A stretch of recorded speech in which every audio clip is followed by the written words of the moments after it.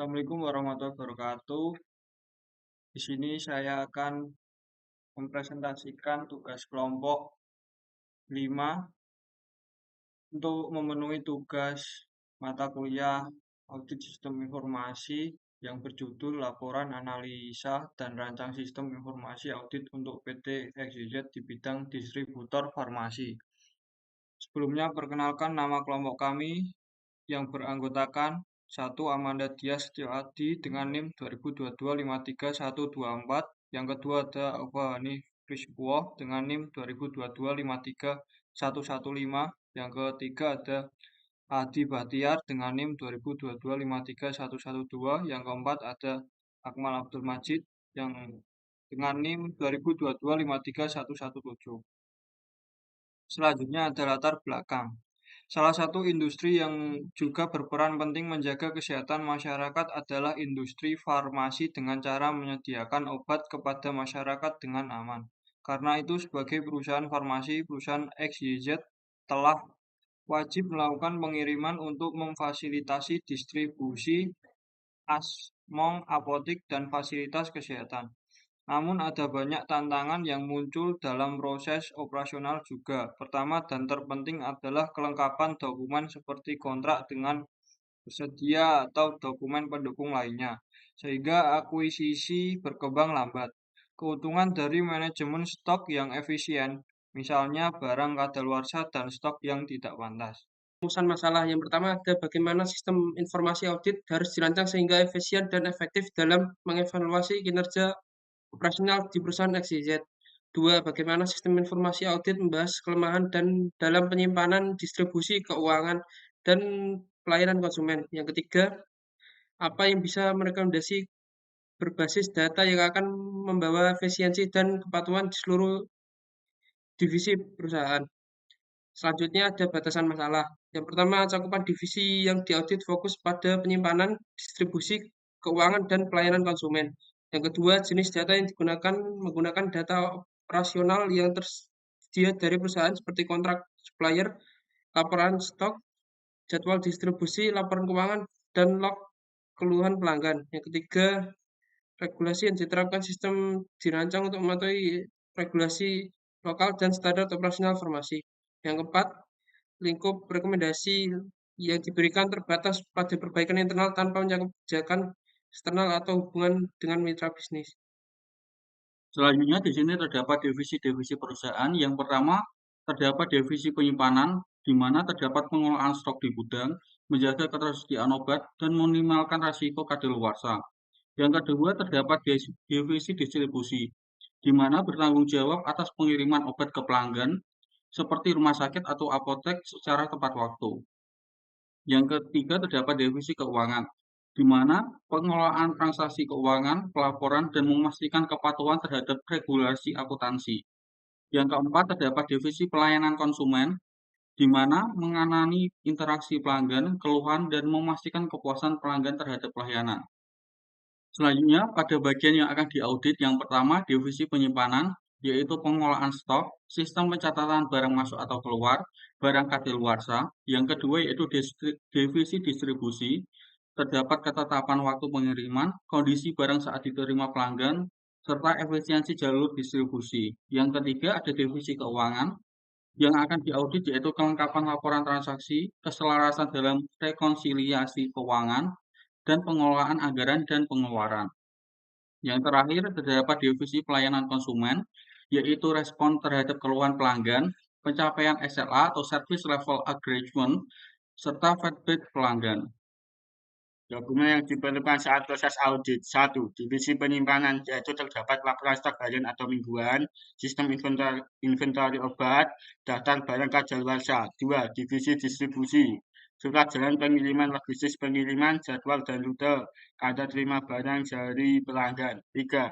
Divisi keuangan, rekapitulasi transaksi bulanan, bukti pembayaran penerimaan laporan laba rugi. 4. Divisi pelayanan konsumen, log keluhan pelanggan, SLA (Service Level Agreement), dan survei kepuasan pelanggan.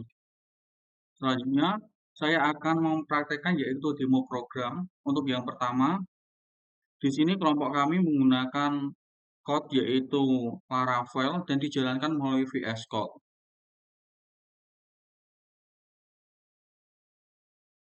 Untuk tampilan yang pertama, terdapat menu login, yaitu memasukkan user dan password dengan admin-admin.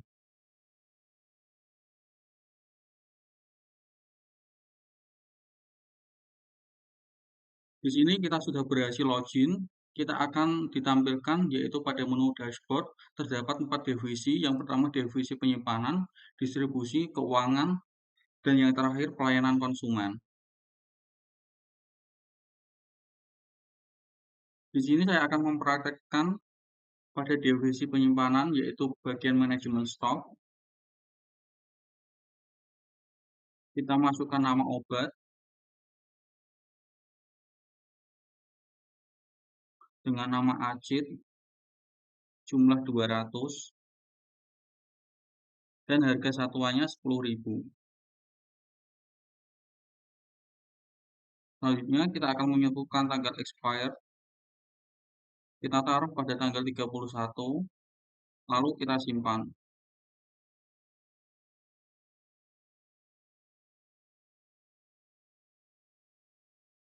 Nah, untuk hasilnya terdapat pada tabel nomor 10 yaitu asid, jumlah 200, harga satuannya 10.000, dan tanggal expirednya pada tanggal 31. Masih pada divisi penyimpanan, di sini saya akan mempraktikkan pada laporan stok, yaitu kita pilih tanggal mulainya pada 1 Desember, dan tanggal selesainya pada tanggal 23 Desember.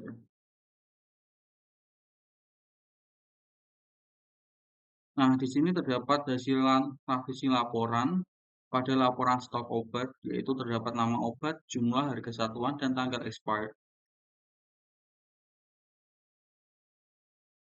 Untuk obat yang sudah kita inputkan tadi, kita bisa cek pada tanggal selesainya yaitu 31. Nah, di sini sudah terdaftar yaitu nama obat Acid, beserta jumlah, harga satuan, dan tanggal expirednya.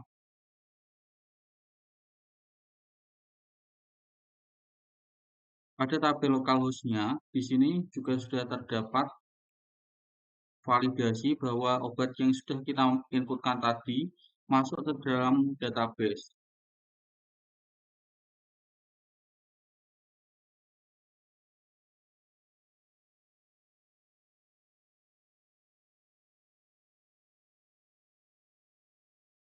Selanjutnya masih pada divisi penyimpanan, di sini terdapat daftar barang kadaluarsa. Nah, di sini terdapat informasi daftar barang kadaluarsa yaitu terdapat Misagrip dan niacinamide dengan jumlah, harga satuan, dan tanggal expirednya.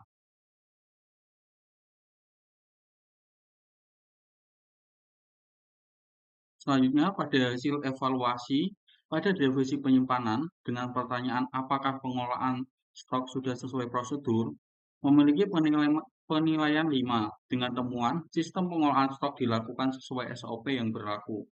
Dan komentarnya yaitu tidak ada masalah signifikan yang ditemukan.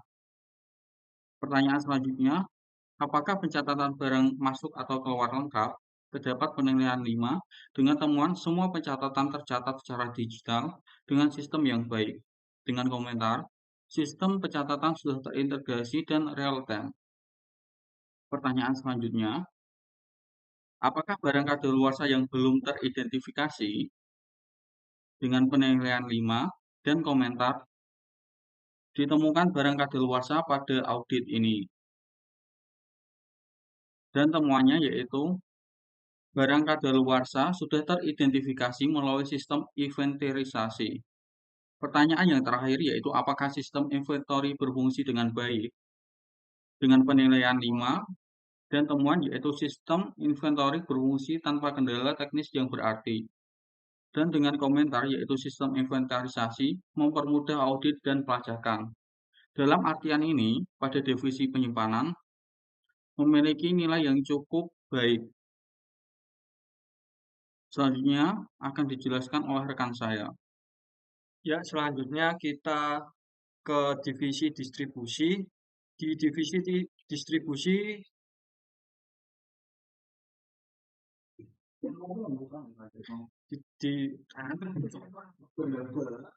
di divisi distribusi terdapat 3 bagian, yaitu yang pertama surat jalan pengiriman.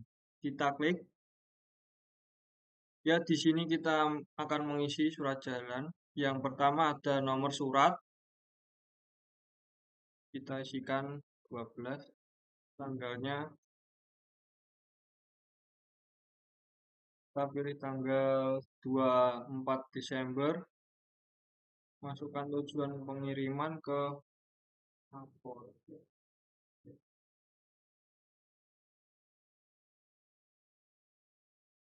Keterangan, masukkan keterangan sudah kembali. Kita simpan. Ya, di sini sudah terisi yang berisikan ID, nomor surat, tanggal, tujuan, dan keterangan. Selanjutnya kita ke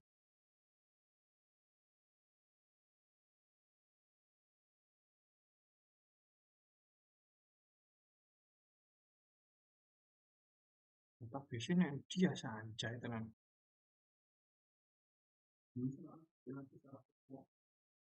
Kocak ning kene. Terus saya wis lho.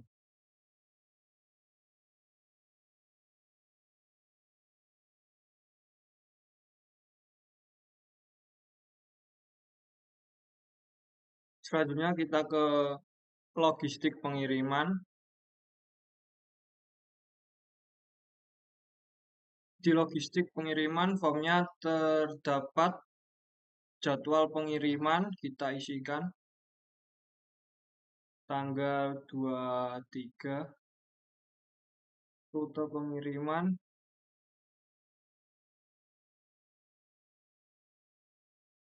kita isikan ke Jawa Barat, bukan keterangan tambahan.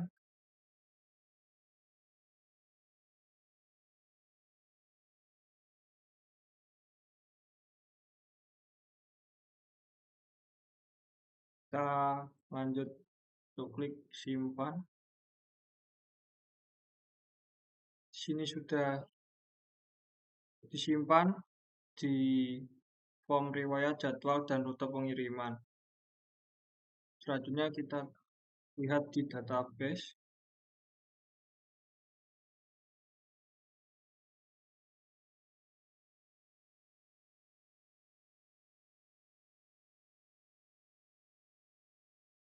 Ya, kita klik logistik, sudah masuk ke database.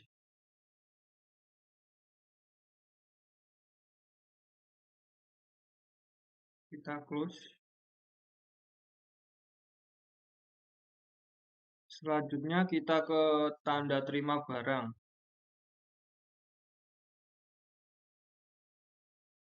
Di form tanda terima barang terdapat tanggal, nama pelanggan, alamat,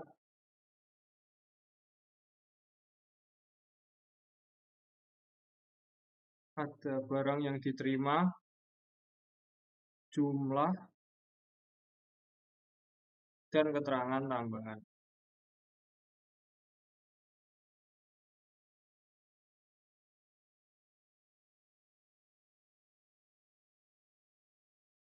Kita simpan.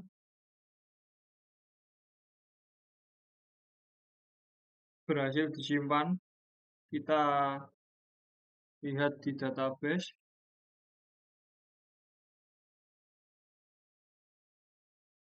Kita klik tanda terima. Sudah masuk. Selanjutnya kita ke form hasil analisis audit perusahaan XYZ.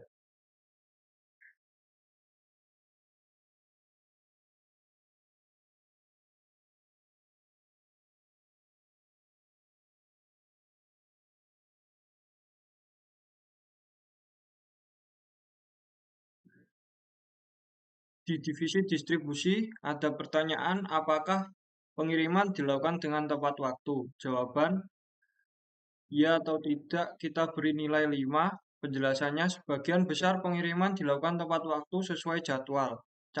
Catatan auditor, monitoring jadwal pengiriman perlu ditingkatkan. Yang kedua, ada pertanyaan apakah kondisi barang diterima pelanggan dalam keadaan baik. Jawabannya diberi nilai 5. Penjelasannya tidak ditemukan kerusakan pada barang yang diterima pelanggan. Catatan auditor, barang dikemas dengan baik sesuai standar distribusi. Yang ketiga ada pertanyaan, apakah jalur distribusi sudah efisien? Diberi jawaban dengan nilai 2. Penjelasan, ada beberapa jalur distribusi yang terlalu jauh tanpa alternatif. Catatan auditor perlu evaluasi rute dan mengurangi waktu dan biaya. Selanjutnya akan dijelaskan teman saya. Di sini saya akan menjelaskan tentang divisi keuangan, terdapat rekapitulasi transaksi, bukti penerimaan, laporan laba rugi. Rekapitulasi transaksi. Terdapat ID transaksi, nama obat, jumlah, persatuan total, dan tanggal transaksi. Kedua, bukti penerimaan. Terdapat ID transaksi, nama pelanggan, tanggal transaksi, dan total pembayaran. Akan masuk ke dalam database tanda terima. Nah, seperti ini.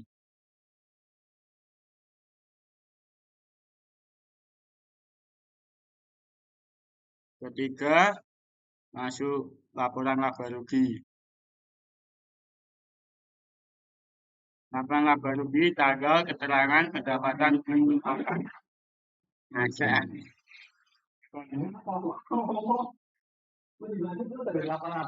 laporan laba rugi terdapat tanggal, keterangan, pendapatan, dan pengeluaran. Akan masuk ke dalam database.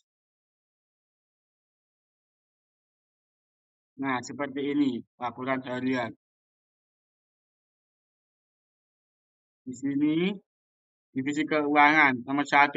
Pertanyaan, apakah laporan transaksi lengkap dan akurat? Jawabannya 5. Penjelasan, semua laporan transaksi terverifikasi dengan benar. Catatan auditor, tidak ada kendala dalam pengelolaan laporan keuangan. 2. Apakah rekonsiliasi keuangan sudah benar? Jawaban 5. Rekonsiliasi dilakukan secara rutin dengan prosedur yang baik. Catatan auditor, selisih ada yang mencurigakan. 3. Pertanyaan, apakah anggaran dikelola sesuai alokasi? Jawaban 5. Penjelasan, pengeluaran sesuai dengan alokasi anggaran. Catatan auditor, pengelolaan anggaran dilakukan secara efektif. Selanjutnya ada divisi pelayanan konsumen. Yang pertama, log keluhan pelanggan. Kita isi.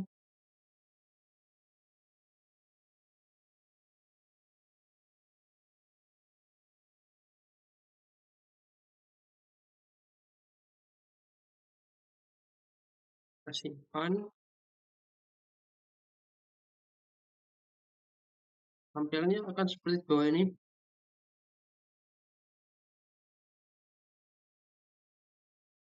Selanjutnya yang kedua yaitu SLA, Service Level Agreement. Isi tanggal hari ini.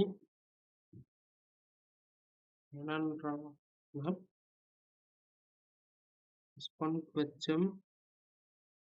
Kita klik simpan. Itu akan muncul di bawah sini.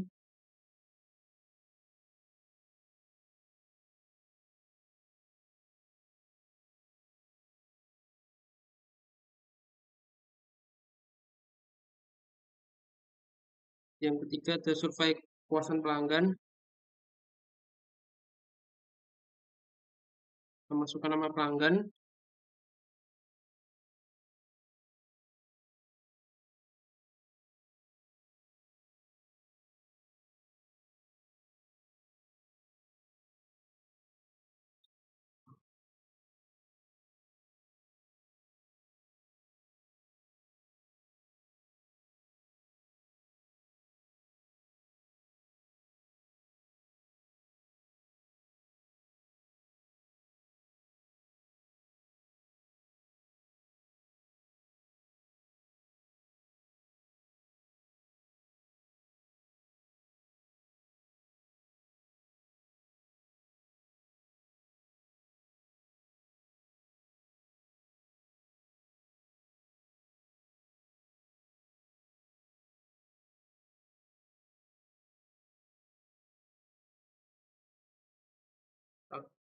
klik kirim. Itu akan muncul di bawah sini. Setelah itu kita buka database. Kita cek pada log keluhan. Sini akan muncul nama masjid dan keluhan. Yang kedua,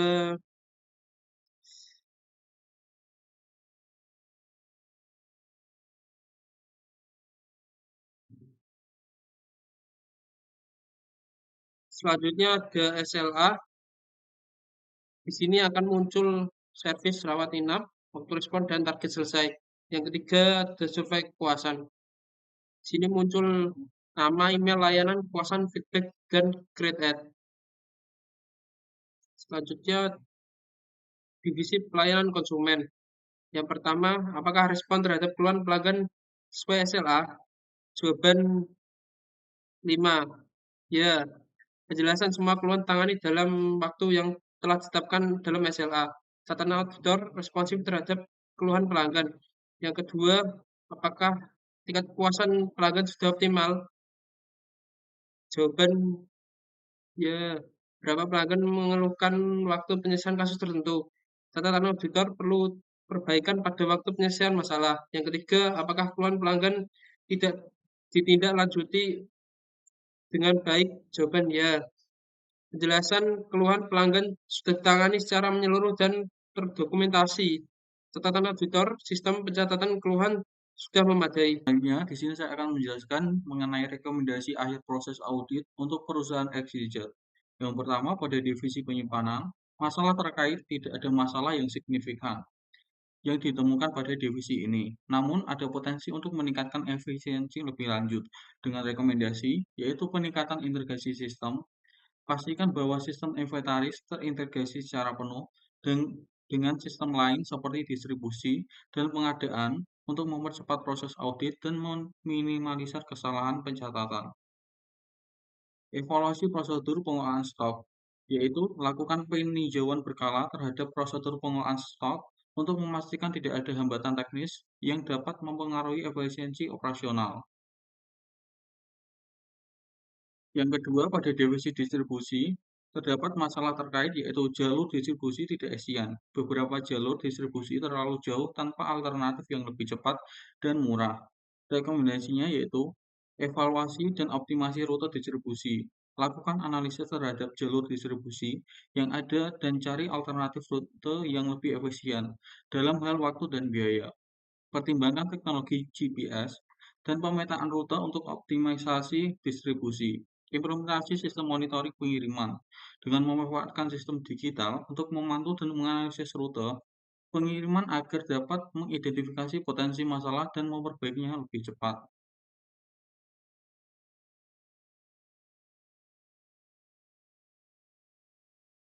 Selanjutnya, pada divisi keuangan, masalah terkait yaitu tidak ada masalah yang signifikan. Ditemukan proses rekonsiliasi dan pengelolaan anggaran sudah berjalan dengan baik. Rekomendasinya yaitu penguatan pengelolaan anggaran, meneruskan pengelolaan anggaran yang sesuai alokasi, dan lakukan review anggaran secara berkala untuk memastikan pengeluaran tetap terkendali dan sesuai dengan proyeksi. Pemantauan pengeluaran secara real-time, implementasikan alat atau alat perangkat lunak yang dapat memonitor pengeluaran secara real-time agar manajemen dapat segera mengetahui dan merespon potensi pemborosan atau penyimpangan. Yang terakhir, ada divisi pelayanan konsumen. Masalah terkait yaitu tingkat kepuasan pelanggan belum optimal. Beberapa pelanggan mengeluhkan waktu penyelesaian kasus tertentu. Rekomendasinya yaitu peningkatkan respon keluhan, memperbaiki sistem untuk mengenai keluhan pelanggan dengan lebih cepat, terutama pada kasus yang membutuhkan waktu penyelesaian lebih lama.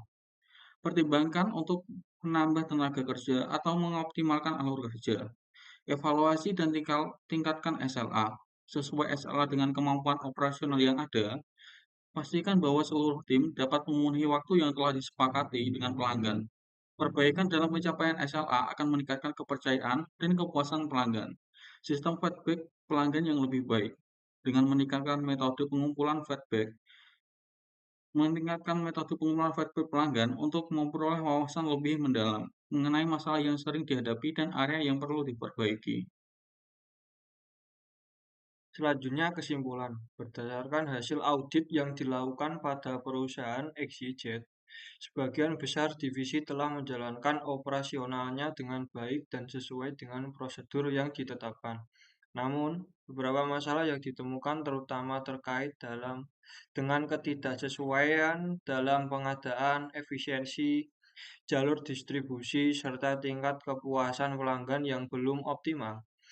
Hal ini menunjukkan bahwa meskipun perusahaan memiliki sistem yang baik, masih ada beberapa area yang memerlukan perhatian khusus untuk meningkatkan efisiensi operasional dan kepuasan pelanggan. Sekian presentasi dari kelompok kami. Bila ada kesalahan kata, mohon dimaafkan. Assalamualaikum warahmatullahi wabarakatuh.